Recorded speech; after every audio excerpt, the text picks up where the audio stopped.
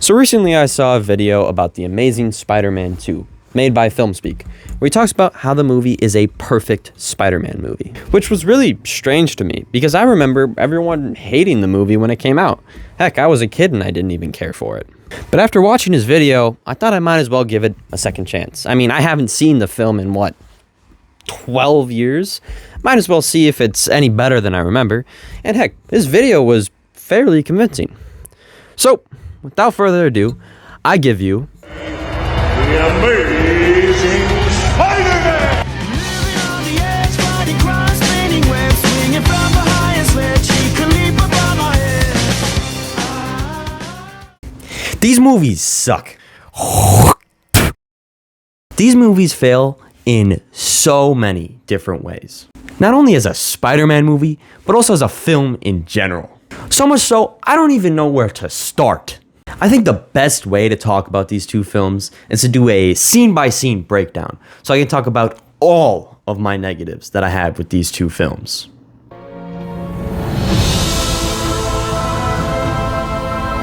The movie instantly starts off with one of my biggest issues with these two films. And that's they become more of an issue in the second film. But for now, just remember that this movie opens with Peter Parker's parents dropping him off at his aunt and uncle's. Also, this scene is completely unnecessary and adds absolutely nothing to the plot. The movie then has a time cut and we get introduced to Andrew Garfield's Spider-Man.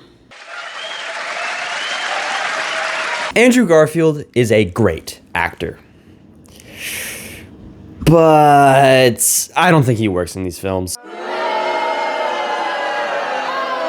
First off, Andrew is way too cool to play a high school version of Peter. I mean, Peter's not even the one getting bullied by Flash in this movie. Instead, it's just some random kid. And for some reason, they decided Peter should be a skater boy. What the hell? Matter of fact, this is pre-Spider-Man Parker. Why is he so cool? Why is he skating around a warehouse in this very poorly edited scene? Why is he dunking on Flash Thompson? Anyway, Peter goes home and we get to meet Uncle Ben and Aunt May.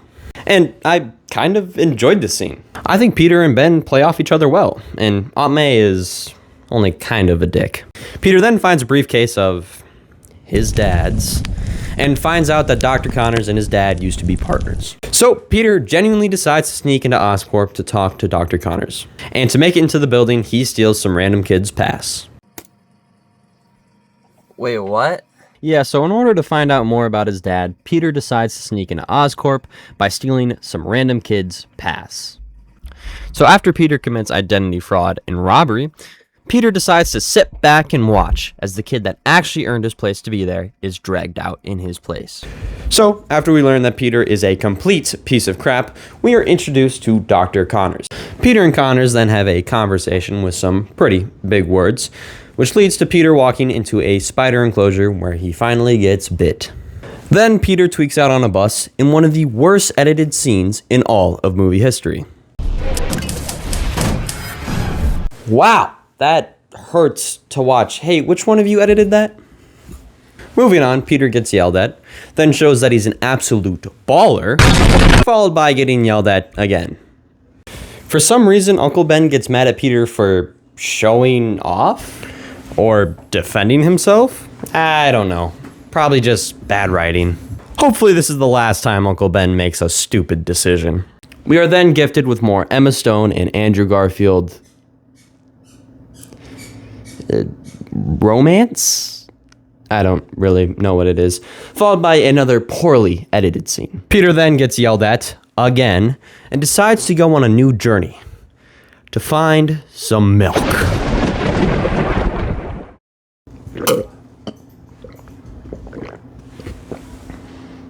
Oh, shoot. So Peter arrives at the gas station only to find out that the chocolate milk he so much wants is $2.07, which is a whole 2 cents more than he has in his pocket. So, in a desperate attempt to pay for his milk, he decides to steal 2 cents from the take a penny, leave a penny. I thought Peter was like supposed to be smart, but I guess not. Anyways, because that is clearly not how it works, Peter is very unfortunately forced to leave the establishment. Thankfully, a kind man robs the joint and gives Peter his well-earned milk.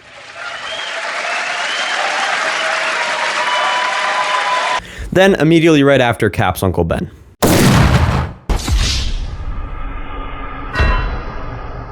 Which, to be fair, is Uncle Ben's fault. Okay, look. Genius Uncle Ben sees a robber fall to the floor and drop his gun. Now, what do you think he does? A, stand there in fear. B, run away. C, attack the guy. Or D, dive for the gun like a complete idiot and get shot.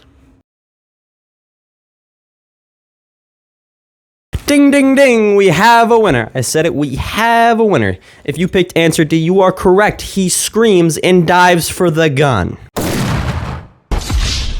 If Ben would have just ignored it or called the cops after the guy ran off, he would have been completely fine.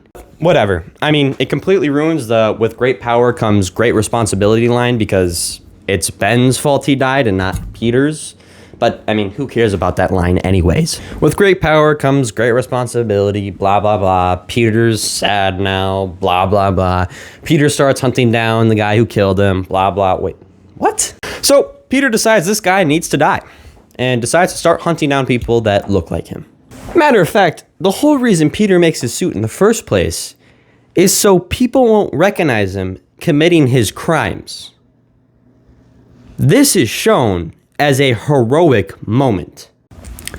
Anyways, Peter continues to be an absolute menace to society when he hunts down this car thief, in which he acts like a complete villain towards. The absolute biggest problem with this scene is when Peter says this could have gotten a lot worse. This could have gotten a lot worse. Peter literally says he would have killed the guy if he was the guy he was looking for. This is probably my biggest issue with the Spider-Man. I mean, he only becomes Spider-Man so that he can protect his identity while trying to hunt down and kill a dude. I mean, he wasn't even trying to stop anyone else from committing crimes, just white dudes with blonde hair and glasses. Like, he didn't even end up stopping all of them. I mean, he let half of them just leave with a warning. I mean, he's a menace to society, and he isn't even saving people. He's actually trying to actively hunt and kill a person. And that's because this isn't Spider-Man. I mean, this is one of those weird Jackal clones or something. These movies are just so far removed from who Peter is as a person that it kind of leads to him feeling a bit unrecognizable. People know who Peter Parker is. If you have him crawling around and hunting down criminals with the intent to kill them, they will instantly recognize that that is not Spider-Man. Which leads to these later actual good moments to feel just so undeserved. Followed by them having dinner, in which Captain Stacy gives one of the greatest descriptions of Spider-Man of all time. He's an amateur who's assaulting civilians in the dead of night. He's clumsy, he leaves clues, but he's still dangerous. Honestly, I don't think I could have said it better myself. Peter then makes more noises at Gwen and reveals that he is in fact a criminal. We then finally make it to the halfway point in the film, in which Peter finally, for the first time, saves someone.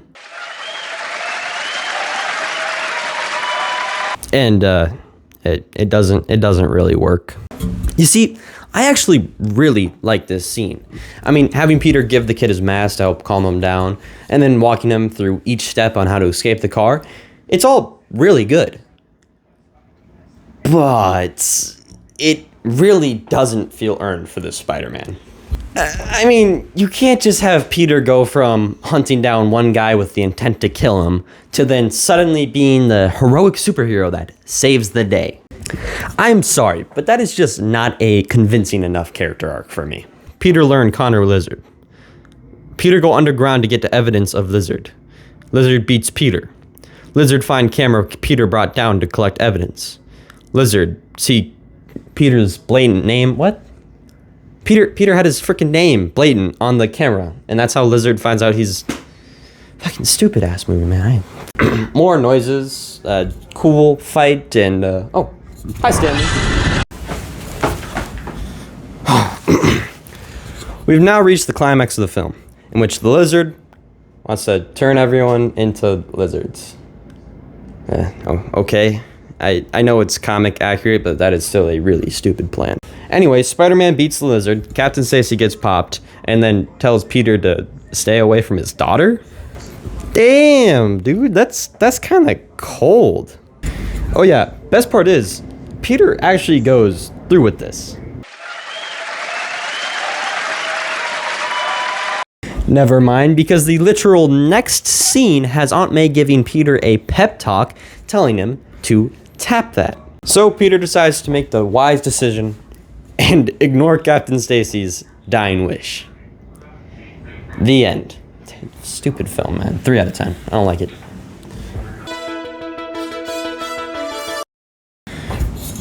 Before I go off on a huge rant, I'd like to talk about the few positives I have with this film.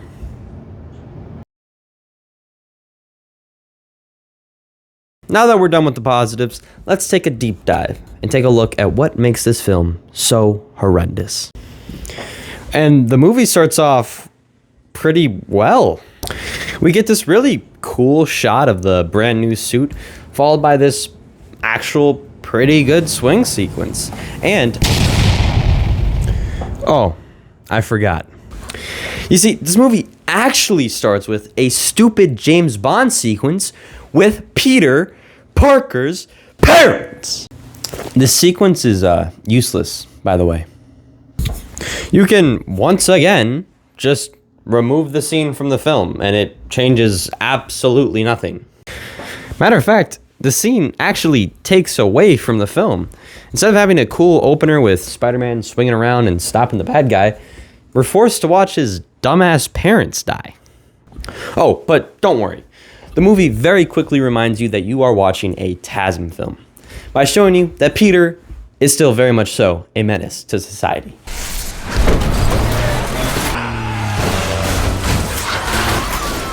He's really stepped up his game, huh? Yeah, you don't really live from that. That kind of like kills you. People are dying in this scene, and Peter's just, he's doing his own thing. Then, I kid you not, Peter leaves the truck, allowing it to hit 4 different cars, killing everyone inside of them. And the only reason Peter did that is to save Jamie Foxx from being hit by one of the cars Peter let the rhino hit. And guess what? All of this could have been avoided if Peter just stopped the truck from hitting the 4 cars. Peter very easily could have just stopped the truck right here and then. But no, he just let them kill a bunch of people. This man is a menace to society.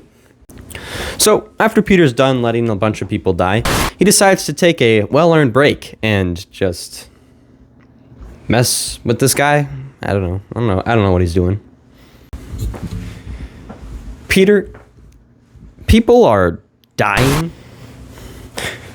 Peter, why are you giving this random guy a pep talk? Why don't you stop the criminal? More bad editing. Peter misses Gwen's graduation. Peter beats the bad guy in like 10 seconds. And oh, hi Stanley. So throughout the film so far, Peter's been getting these weird flashes of Gwen's dead dad, and he decides it's finally time he officially breaks up with Gwen. Don't worry, this won't be the last time he breaks up with her. So the newly sad schizo psychopath finally decides to be an actual superhero, giving us the one and only good sequence in this entire film, because Peter is finally being an actual superhero. So we cut back to Jamie Foxx, where we get to see that he is taking the Spider-Man interaction very reasonably. You're no Spider-Man. He's a Leo. You're a Sagittarius. You will smash him again. I'm gonna rip your well-groomed head off. Then Jamie Foxx gloats to Gwen about how he stole her boyfriend, then dies. Peter and Harry then decide that they've been best friends for years, despite the fact in the last movie, he acted like he had no idea about Oscorp in the last movie, even though his best friend of years literally was the heir to the throne of the company, but whatever, who cares about that? Peter and Harry, the best friends, have one of the worst written conversations in the entirety of cinematic history. That's a question. That's a question. Oh, buddy. Of course, there's only one scene written worse than this, and that's the entirety of the Attack of the Clones script. Seriously though, we were supposed to believe that these two were best friends for years, but it all just feels so unnatural. Here, watch. I don't know. It's complicated. Yeah, I don't do complicated. What's her name? When my father sent me away, I tried to forget everything about this place. I guess that kind of included you. Yank. Then Peter and Gwen get back together so that they can make more noises at each other. And, oh, hey look, Jamie Foxx is alive. And something about him looks different. Oh, yeah, his teeth got fixed. So now that Jamie Foxx got some Invisalign, it's time to set up the main villain of the film. An entire hour into the movie. Also, I know this has been mentioned thousands of times or something, but the whole reason Jamie Foxx becomes evil is because the camera's turned towards Spider-Man? What? So stupid. Whatever. Jamie Foxx is evil now and wants to kill Spider-Man. So Electro starts shooting lightning everywhere, trying to kill Spider-Man, and people start running up the stairs at Times Square. What? But why? But they don't lead anywhere. Where are you going? What's the goal here? Anyway, Jamie Foxx starts killing people. Spider-Man goes off to get his fighter fire license so that he can waterboard Jamie Foxx. And did you get a hat? Then Gwen and Peter break up again, followed by Peter doing detective work about his father.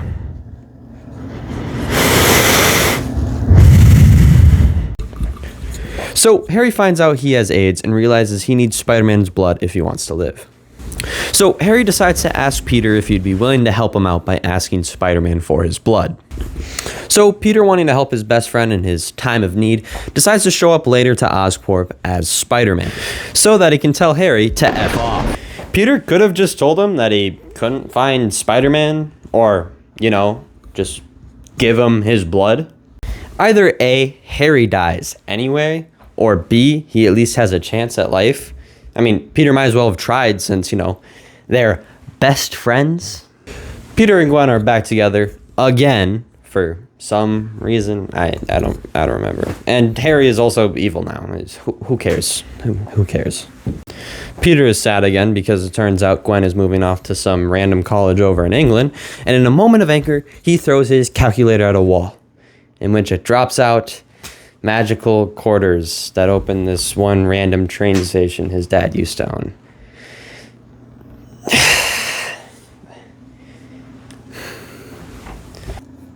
I honestly can't even complain about the stupid stuff in this movie anymore. I mean, there's just been so much of it that it's not even worth the breath it would take to make fun of this film for its stupid decisions. You know what? Hold on. I got an idea. Here.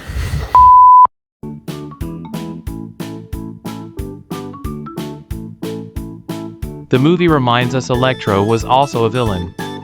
Peter goes to a random subway station and puts one of the dumbass coins into the ketosis, and a train arises from the floor robot size. Peter then finally learns the biggest secret in all of film history. We're for dramatic effect, Peter's dad made the spiders that gave Peter his powers. This information was already public. Peter, you're a dumbass. Okay. We get it. AI could very easily replace me. But for now, let me try to keep my job for just a little longer, okay? So then Dane DeHaan fights 2 fully grown guards. And he wins. I'm sorry, not to be mean, but a literal 5-year-old could beat Dane DeHaan in a fight. Let's just be honest here. Then Dane DeHaan decides to gaslight Jamie Foxx, followed by him taking some fent, becoming the green crackhead. So then Gwen and Peter break up again, followed immediately after by them getting back together again. If you break these 2 up one more time, I might actually do something about it. Electro decides to start being a villain again. Gwen hits him with a car, and Peter makes him implode and kills him on purpose. So then the green crackhead wants to remind everyone that he's also a villain in this movie. So he just kills Gwen. So now Peter is a sad boy, you know, he decides to give up being Spider-Man. And then he gets a pep talk from Gwen's video, and now he's Spider-Man again. Oh, wow. But don't worry, because once again, Peter doesn't actually learn his lesson.